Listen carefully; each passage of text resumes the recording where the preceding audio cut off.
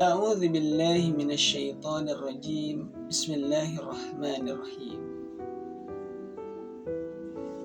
Naik kereta bersama Abah saat ke sekolah di kota Mekah.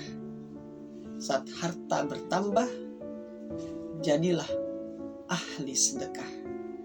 Assalamualaikum warahmatullahi wabarakatuh. Alhamdulillah, wassalatu wassalamu ala rasulillah wa ala alihi wa mawala, amma ba'du. Sahabat-sahabatku yang dirahmati Allah subhanahu wa ta'ala, setiap kita pasti pengen menjadi orang yang hartawan, orang yang hartanya melimpah, orang yang hartanya banyak. Makanya hari ini wajar sekali ketika banyak orang benar-benar mengejar yang namanya cuan. Kalau bahasa sekarang cuan, dikejar pagi, siang, malam, dikejar yang namanya cuan. Kenapa? Karena kebanyakan umumnya menganggap bahwa cuan ini is everything, segalanya. Karena seseorang ketika memiliki cuan, harta, uang, dia bisa membeli apapun yang dia mau. Dan itu yang salah pada hari ini. Persepsi orang salah tentang harta. Persepsi orang salah tentang cuan. Mungkin di antara kita juga ada yang masih salah tentang hal itu. Kenapa? Karena kita menganggap uang atau cuan atau harta itu adalah sesuatu yang bisa menghadirkan kebahagiaan buat kita. Memang di antara yang bisa menghadirkan kebahagiaan buat kita, ya itu cuan. Karena memang dengan cuan kita bisa beli apa yang kita inginkan. Kita bisa bersedekah. Kalau ingat sedekah, kita bisa menikah kalau sudah waktunya, dan seterusnya. Karena everything is cuan. Sehingga kalau saya ingat pesan dari Ustadz Jujun Junaidi, itu kata beliau, al-fulus yuhyin nufus, bidunil fulus mamfus. Uang itu menghidupkan nafas. Tanpa uang itu mampus. Itu kira-kira arti daripada al-fulus yuhyin nufus, bidunil fulus mampus. Tanpa uang mampus. Nah, ini apa yang saya ingat beberapa tahun yang lalu ketika mendengarkan beliau berceramah di kota Cipayung, Cisarua, Bogor. Nah, teman-teman yang dirahmati Allah Subhanahu wa taala, sayangnya kadang orang kalau udah dikasih nikmat harta banyak sama Allah, itu muncul sifat setannya. Apa itu? Dia menjadi kikir, dia menjadi takabur, dia menjadi sombong, dia menjadi berbangga diri. Masih ingat bagaimana kisah Qarun yang Allah berikan kemudahan bagi dia untuk bisa memiliki harta karun, yang bahkan untuk mengangkat kuncinya aja itu unta-unta sangat keberatan. Kunci gudangnya doang, teman-teman. Saking melimpahnya. Dan apa yang terjadi dengan Qarun? Takabur, sombong, sehingga dia menganggap ini adalah kemampuanku.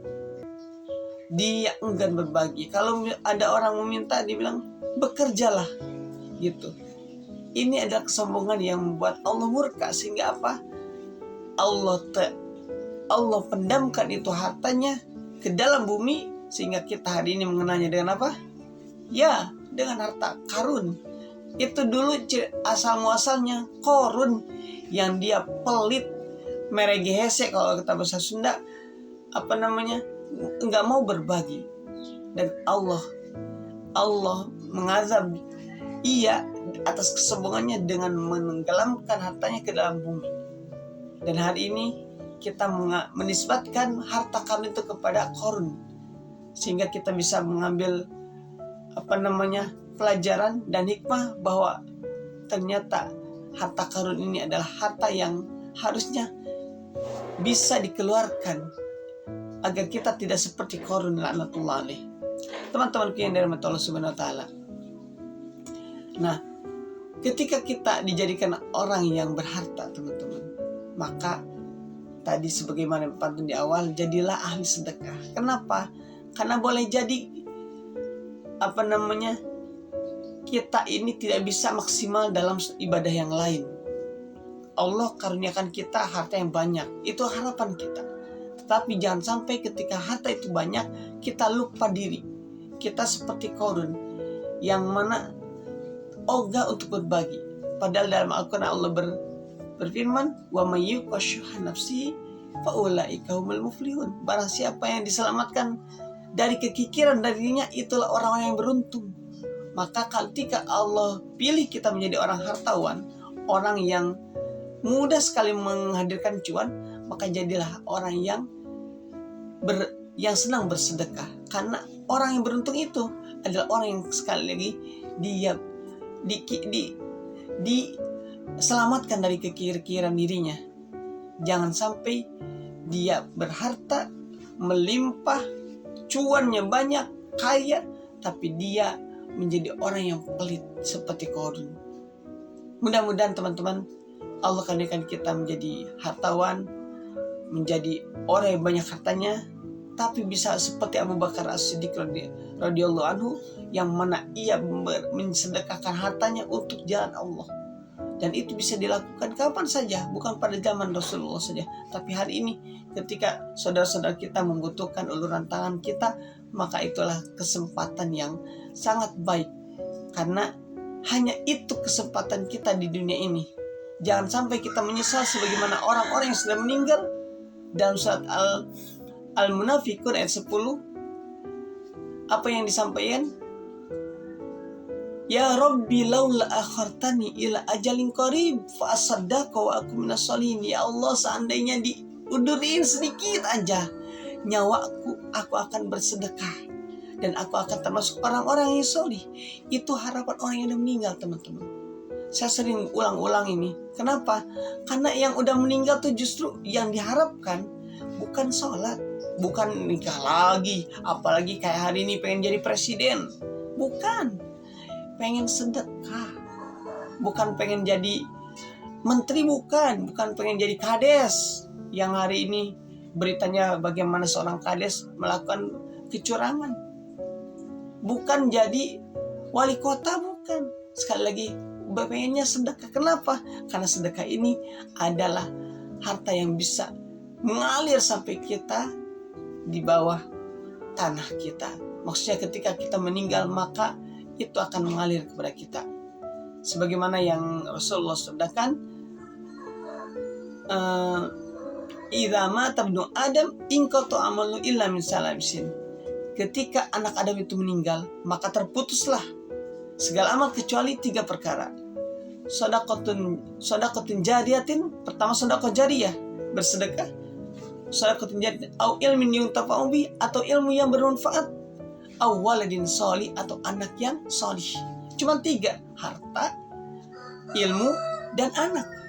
Nah, di sini kita fokus kepada harta. Bagaimana ketika Allah kasih kita harta yang banyak, maka manfaatkanlah untuk menjadi ahli sedekah. Karena harta ini akan mengalir sampai kita benar-benar sedang diam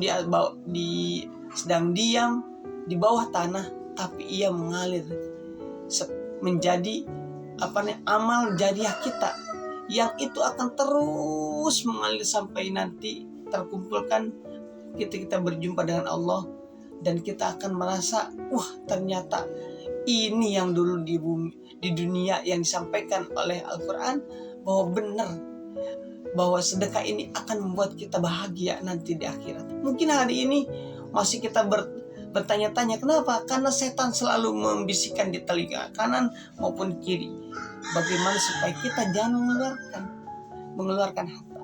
Karena setan selalu berharap manusia ini menjadi orang-orang yang pelit, orang-orang yang tidak mau berbagi, orang-orang yang lebih dekat kepada neraka di mana setan itu berada. Mudah-mudahan Allah menyelamatkan kita, teman-teman. Seperti yang tadi disampaikan, wa may yuqashuha nafsi fa ulaika humul muflihun.